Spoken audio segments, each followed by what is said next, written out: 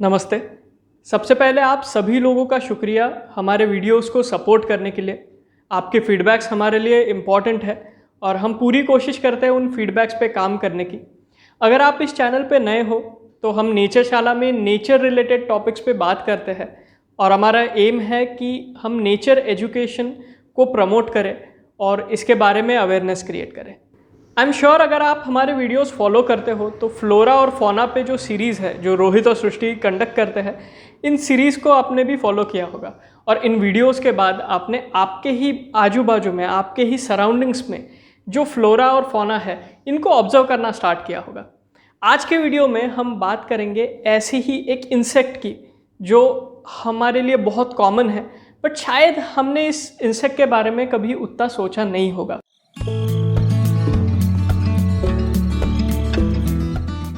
आज हम बात करने वाले हैं बटरफ्लाइज पे। सिर्फ आज ही नहीं, आगे के 3 वेडनेसडेज भी हम बटरफ्लाइज के ही कुछ टॉपिक्स पे बात करेंगे। इसका एक स्पेशल रीज़न है क्योंकि ये मंथ बटरफ्लाई मंथ भी है और ये बटरफ्लाई मंथ क्या है इसके बारे में हम आखिरी में थोड़ा जान लेंगे। मुझे याद है कॉलेज के वक्त हमने एक वर्कशॉप किया था जिसमें हमें पूछा गया था कि इसमें और इसमें डिफरेंस क्या है। लगभग हम सभी ने ये जवाब दिया था कि ये सेम है एंड आई एम श्योर आप में से भी अभी कई लोग इसे सेम कह रहे होंगे, बट ये सेम नहीं है। तो आज के वीडियो में हम इन्हीं के बारे में जान लेंगे। एक मॉथ्स है और दूसरे बटरफ्लाइज है, तो इन्हें कैसे आइडेंटिफाई करना, सिंपल चीज़ें हैं जिससे आप आपके घर पे भी अगर कोई इंसेक्ट दिखता है तो आप डिफ्रेंशिएट कर पाओगे कि ये बटरफ्लाई है या मॉथ्स है। तो चलो शुरू करते हैं।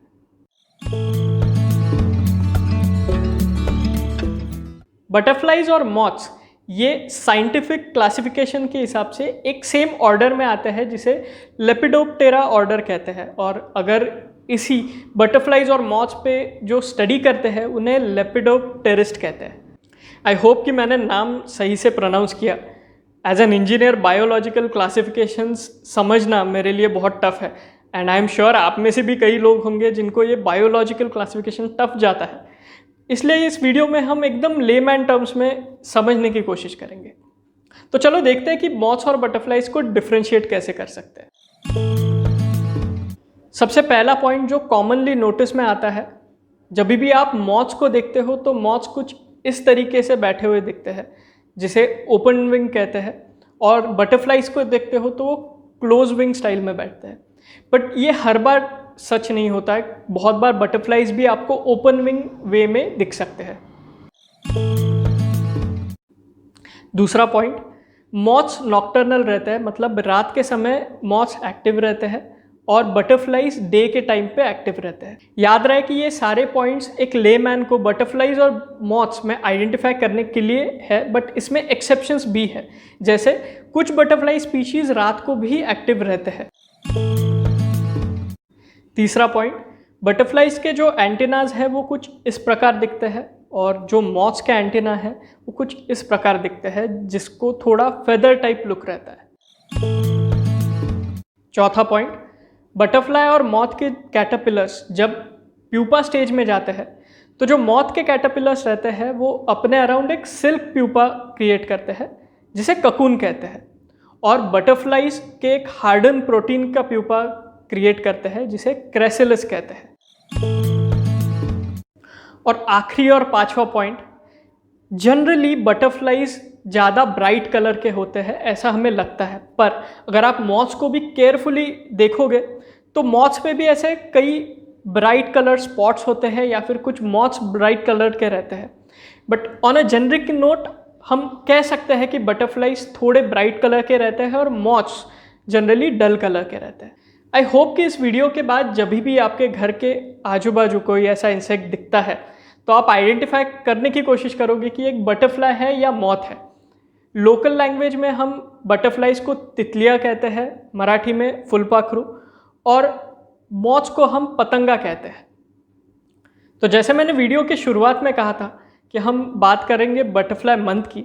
ये मंथ बटरफ्लाई मंथ है और ये एक कलेक्टिव इनिशिएटिव है इन सब ऑर्गेनाइजेशंस का। इसका एम है कि हम बटरफ्लाइज के बारे में जानें, उनका इकोलॉजिकल इम्पोर्टेंस समझें और हमारे लिए बटरफ्लाइज क्यों इम्पोर्टेंट है इसके बारे में भी बात करें।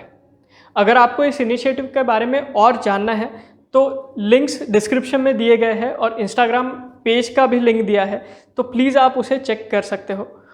और इसी के साथ अगर आप बटरफ्लाई कहीं ऑब्जर्व करते हो, अगर आप फोटोग्राफर्स हो, तो ये सारा डेटा हमें नोट करना बहुत ज़रूरी है, क्योंकि यही डेटा हमारे रिसर्चर्स को हेल्प करता है और इन रिटर्न ये डेटा बटरफ्लाइज या फिर कोई भी स्पीशीज़ के कंजर्वेशन में भी हेल्प करता है।